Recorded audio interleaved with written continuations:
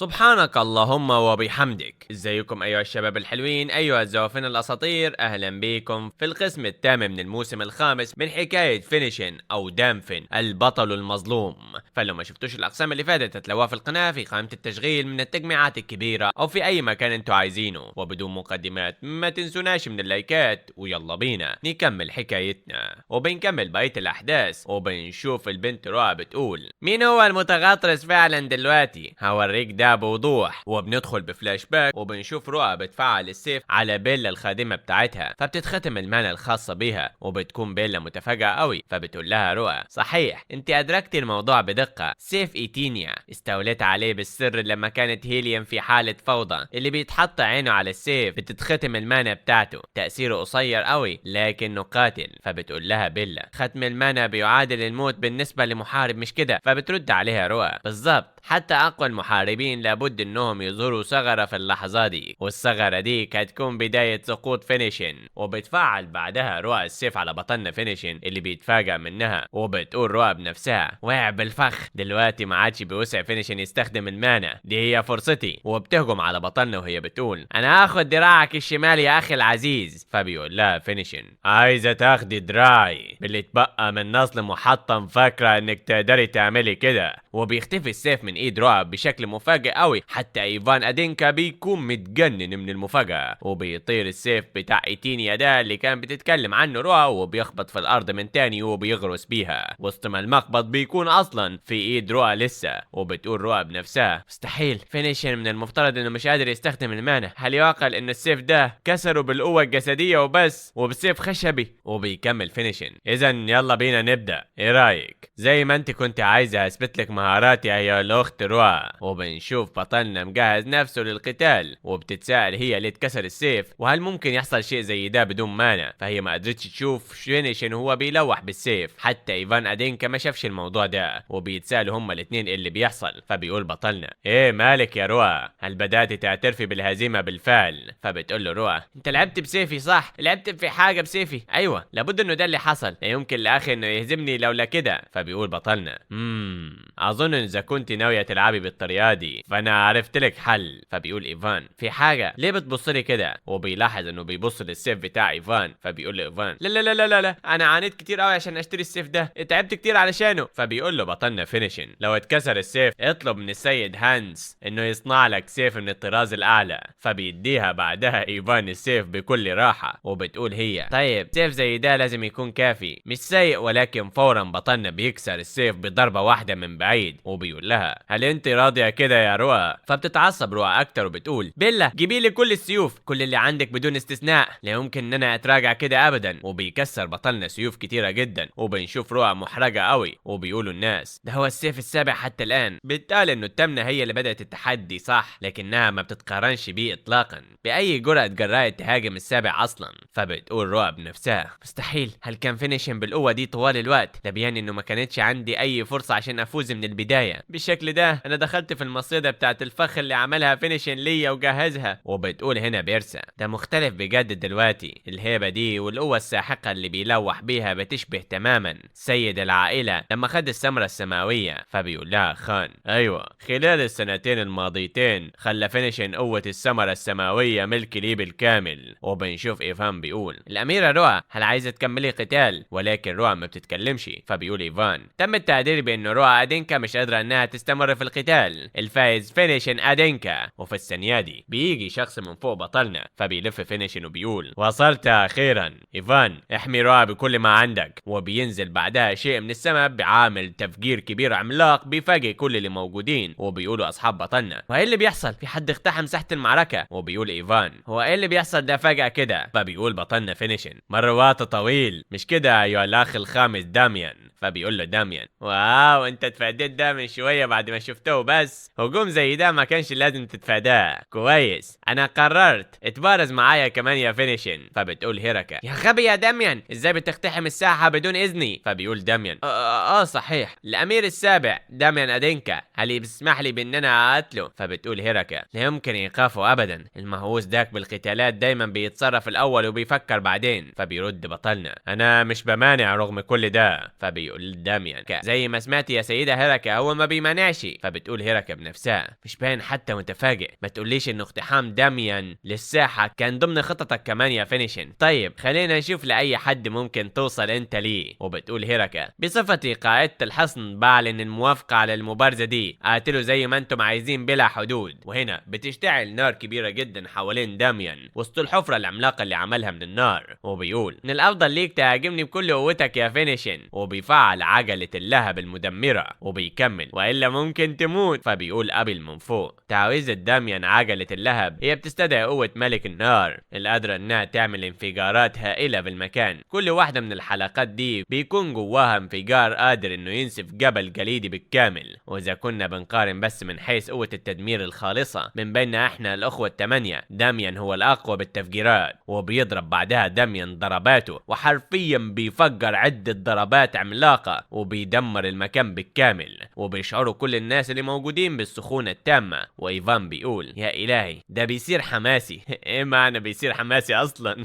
انت تجاوزتني حتى في قدرتي على الدفاع. وبنشوف بطلنا صد الضربة اللي جاية عليه بكل ثقة وبكل سهولة. فبيتفاجأ داميان وبيقول يا الهي ده مش بيتصدق. فينيشن انت مذهل بجد، ازاي وقفت هجومي؟ حتى باقي اخوتي كلهم ما عملوش غير التراجع، لكن انت اول شخص تصدر الهجوم فعلا. فبيقول ايفان الامير داميان مين اللي انتصر؟ فبيقول داميان وليه بتسأل عن شيء واضح كده؟ لا يمكن ان انا اهزم فينيشن لو صد هجومي، انا بستسلم. فبيقول ايفان اذا الفايز هنا فينيشن ادينكا. فبتقول ماريا الصحفية هل هتبدأ المتعة الحقيقية دلوقتي؟ فبيسألها الصحفي التاني ايه اللي بتقصده بكلامها ده؟ فبترد ماريا الامير الفينيشن هزم الامير السادس لما كان في الرتبة التاسعة، ودلوقتي هزم الاميرة الثامنة والامير الخامس، فمين اللي جاي؟ وبيشاور بطلنا بعدها بسيفه لمكان وبيقول ايه رايك تنزل لهنا؟ وبيقولوا الناس تمرد الامير السابع الفاشل بيبدأ دلوقتي. وبيكمل فينيشن هل بتمانع انك تعلمني درس يا اخي ابيل؟ تعال انزل لهنا من فضلك، تعال يا اخي ابيل. ايه المشكلة؟ ما تقوليش انك خايف. فبيقول ابل بنفسه هو قدر يصد هجوم داميان بالسهولة دي؟ لا خلينا نهدى ونحلل الوضع الاول. صح لو فينيشن بقى اقوى بكتير، لكن انا عبقري اتقن كل فنون سيف ادينكا وقادر كمان اتعامل مع اي موقف كان. لابد انه في طريقة للفوز. وبيتخيل قتال ما بينه وما بين بطلنا وبيقول صحيح مفيش مقاتل بلا نقاط ضعف، لابد انه بيمتلك نقطة ضعف، بس ليه مش قادر اشوفها؟ الهجوم الدفاع بغض النظر عن المكان اللي ببوصله، مش شايف اي ثغرة ممكن اخترقها. وبيتقتل بعدها ابيل في التصور بتاعه وبيقول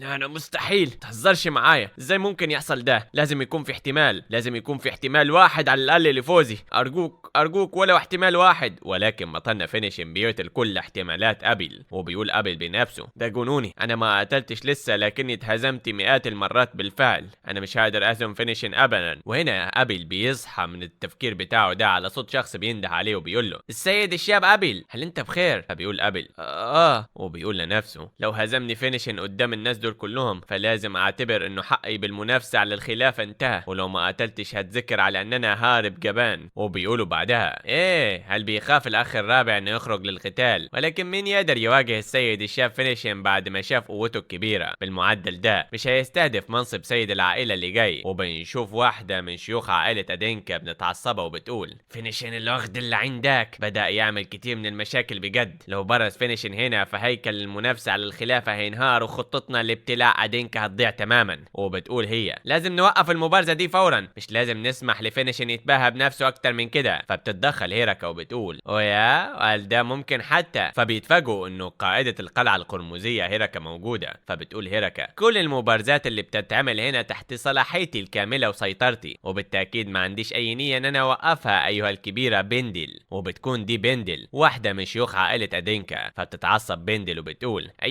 وهنا بيكمل فينيشن يلا يا اخي الاكبر ابيل قرر بسرعة، الجمهور مستنيك، هل هتقبل التحدي ولا هتهرب؟ فبيقول ابيل انا وبيطلع بعدها صوت بيخوف ابل من وراه وبيقول له مقاتل بيتجنب التحدي، هل ناوي تشويه شرف ادينكا؟ فبيقول ابل انت ازاي جيت لهنا يا اخي الاول؟ وبيكون ده السيد الشاب كارمين. وبيقولوا الناس واو السيد الشاب كارمين، هل ما كانش هو في ارخبيل القراصنة؟ ده المواضيع بتزداد اثارة. فبيقول جوليان ظهر اخيرا. فبيقول له بطلنا بالظبط. فبتقول ماريا على حد علمي ما كانش بيعمل اي تقدم في غزو ارخبيل القراصنة لسه، ليه رجع بالسرعة دي؟ وبيقول خان ظهر ظهر فجأة بدون ما يقول لي. ايه اللي بتسعى لي يا ترى يا كارمن؟ وهنا بيقول ابل اخي الاكبر بس لو خرجت دلوقتي فانا. فبيقول له كارمن انت اتغيرت يا ابل، وبيكون بيكلمه بالتخاطر. فبيتفاجأ ابل منه وبيكمل بعدها كارمن من امتى وبقيت انت بتقدر تعصي امري؟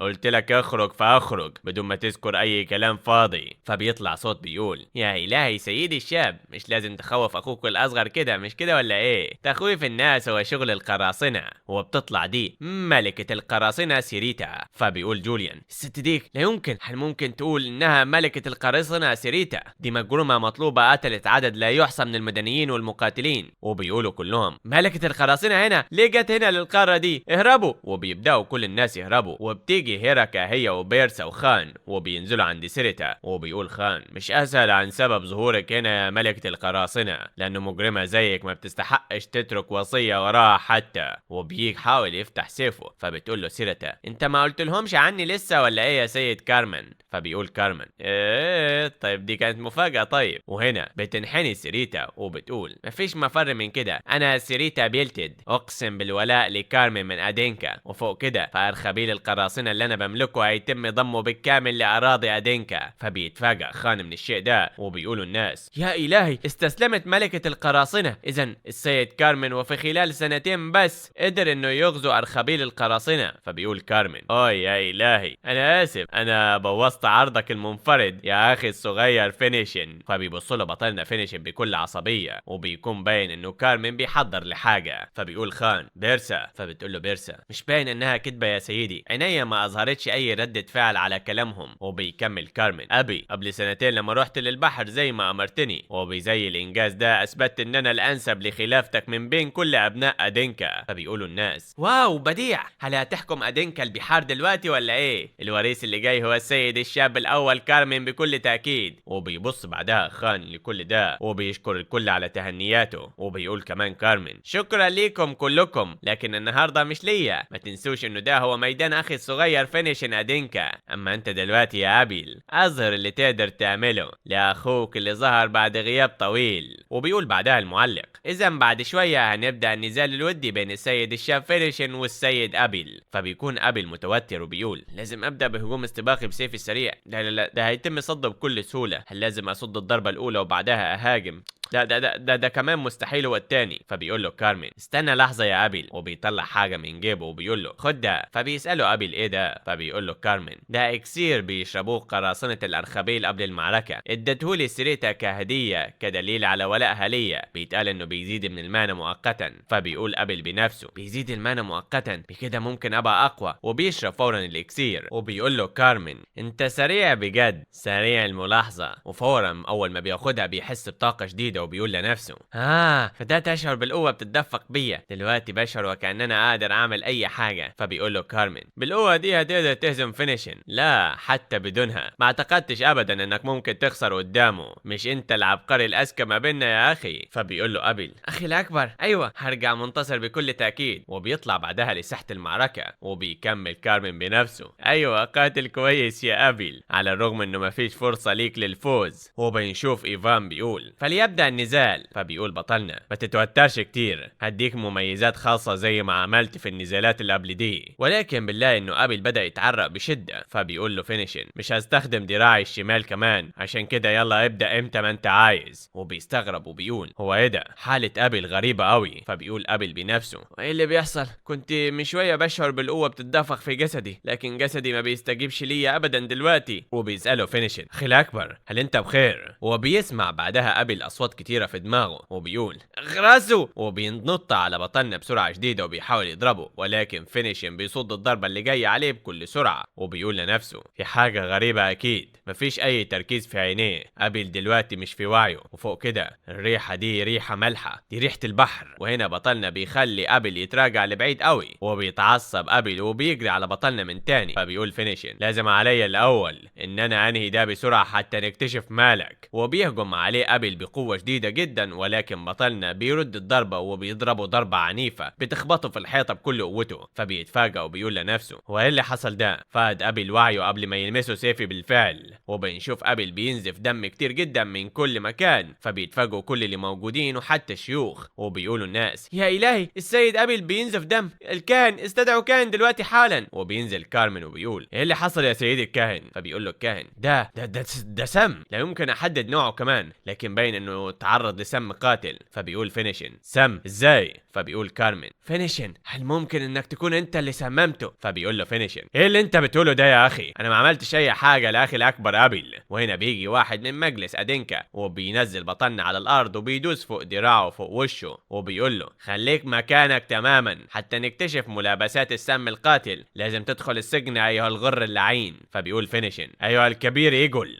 كفايه. وهنا بيسمع بطلنا صوت ابل وهو بيقول انقذني، لا انا مش عايز اموت، انا وثقت بيك، ليه بالله عليك يا كارمن. فبيقول فينيشن بنفسه هل كنت بتطمع في منصب السيد لدرجة انك بتدفع اخوك لحد الموت كده يا كارمن؟ انت ايها الوغد اللعين لا يمكن اعترف بيك ابدا يا كارمن، انا مش هسمح لك تخلف سلالة اصلان ابدا. وبعدها بنشوف بطلنا في السجن وجوليان بيتجنن وبيقول يا الهي مرة تانية في السجن. فبيقول له فينيشن اهدى، دي مش المرة الاولى مش كده؟ على اي حال ليه انت هنا يا قائدة القلعة هيراكا، وازاي انتهى بيك الموضوع هنا؟ فبتقول هيراكا طيب طلب مني ان انا اتحمل مسؤولية الوضع نظرا لان انا قائدة الحصن، كما ان انا اتصرفت بوقاحة قدام الكبيرة فيندل، ربما ده انتقامها مني. لكن فينيشن خليني اسألك سؤال، انت ما حاولتش تسمم ابل صح؟ فبيقول لها فينيشن لا ما حاولتش، وهل انا محتاج اعمل كده؟ فبتقول له هي طبعا يعني بمهاراتك ما فيش داعي تستخدم السم. فبيقول لها فينيشن بس لو تركنا كارمن يعمل اللي هو عايزه كده فهيخلوني المجرم اللي استخدم السم بجد، لازم نخرج من هنا حالا. وبيحاول بطلنا يستخدم قوته ولكن بترتد القوة. وبتقول هيراكا الشيء ده ما بيتحركش من مكانه. فبيقول لها فينيشن بان انه في سحر تقييد عالي المستوى بيحيط بالسجن كله. فبتقول له هيراكا سحر؟ اذا ممكن نقطعه بالسيف العظيم بتاعك ونخرج صح؟ فبيقول لها فينيشن طبعا لا، باين انه هو نوع من السحر اللي بيتداخل في كيفية شغل المانا نفسها، هيكون من الصعب الهروب من هنا. فبتقول هيراكا يا الهي في زي الاوقات دي يا ريت لو كان السيد باري جه علشان يحلها بسهولة. فبيقول لها بطلنا دلوقتي لما ذكرت الموضوع انا ما شفتوش من رجعتي للحصن، هو فين؟ فبتقول له هيراكا طيب. وبعدها بنشوف كارمن بيقول كفايه كلام بسخيف، نتائج التحقيق ظهرت يا فينيشن. فبيقول بطلنا كارمن العين. فبيقول كارمن فينيشن ازازه السم دي اللي لقيناها في غرفتك، وتم اكتشاف نفس السم في جسد ابل وفي السيف الخشبي اللي كنت بتستخدمه. انت حاولت تقتل اخوك الصغير بالسم في مبارزه يفترض تكون نزيهه وتدريبيه بس. فبيقول له بطلنا هل دي هي خطتك يا كارمن؟ لو كنت محارب فجاوب بقوتك، هل مش بتشعر بالعار من افعالك دي كابن عائله كبيره؟ فبيقول له كارمن مش عارف ايه اللي انت بتتكلم عنه، ولكن اذا قابل مجلس الشيوخ نتائج التحقيقات دي فوفقا لقانون العائله هيتم اعدامك فورا يا فينيشن. فبيقول فينيشن اعدام فوري وبعدها بنشوف كارمن طالع وبيقول بالنسبه للادله فتم التلاعب بها كلها بالفعل، ما عادش في مخرج للوغد فينيشن ده بعد دلوقتي. الوداع ايها الوغد المتغطرس، خلينا نشوف يا فينيشن هل ممكن فعلا تصد ضربه حتى لو هاجمك في لحظه بيقطع فيها دماغك. وهنا في الثانيه دي بيتفاجئ كارمن لما بيلاقي ابوه خان موجود وبيقول له كارمن ابي ازاي ممكن ده؟ وبنرجع بعدها عند فينيشن اللي بيقول النائب باري ما رجعش من سنتين ليه؟ فبتقول له هيراكا ايوه بالظبط، اخر مره تشاف فيها السيد باري كان في منزل اخته اللي ماتت، ولكن البيت داك احترق كمان فورا، بعد كده اتقطع الاتصال بيه ومش عارفين هو راح فين او اذا كان لسه عايش ولا لا حتى. وبنشوف خان بيقول ايه اللي انت بتحاول تعمله بالظبط يا كارمن؟ حالة ابي الخطيرة ولا يمكن نعالجه لان احنا ما قدرناش نحدد نوعية السم، هل ناوي تقتل ابي كده؟ فبيقول له كارمن ايه انا مش عارف اللي انت بتتكلم عنه بعد ما حصلت على دعم الشيوخ. ولكن هنا بيتوجه خان عنده وبيضربه ضربة كده وبيقول له انت بتعتقد ان كل شيء هيمشي زي ما انت عايز؟ انت بقيت متغطرس قوي يا الولد الصغير. فبيقول له كارمن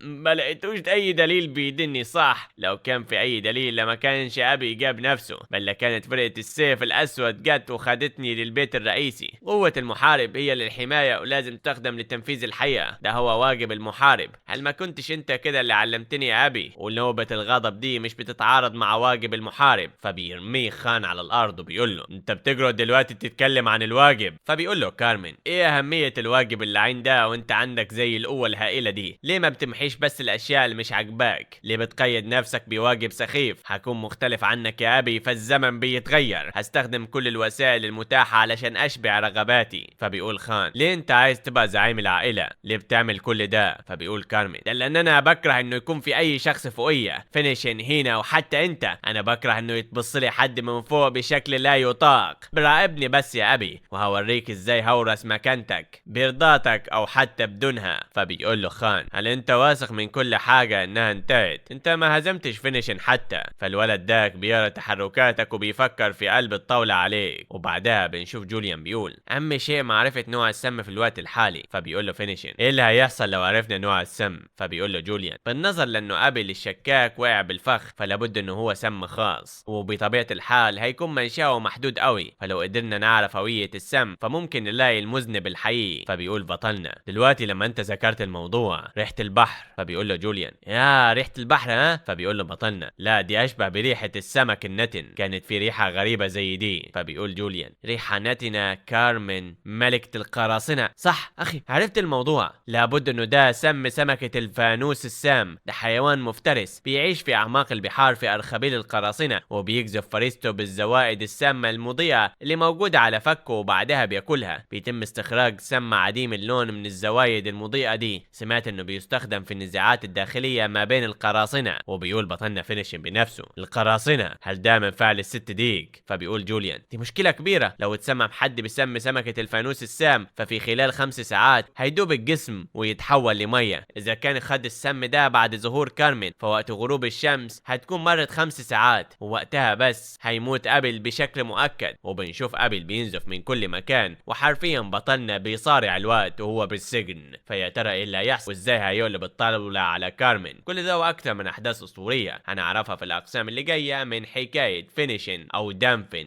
البطل المظلوم. فلو وصلتم للنهاية دي من الفيديو فانتم اساطير الاساطير، واكتبوا لنا في التعليقات الوش الضاحك وبس. ما تنسوناش من اللايكات الاشتراكات، ما تنسوش تصلوا على النبي الكريم تذكروا الله. اشوفكم ساعتها بخير ان شاء الله. شكرا على المشاهدة والسلامات.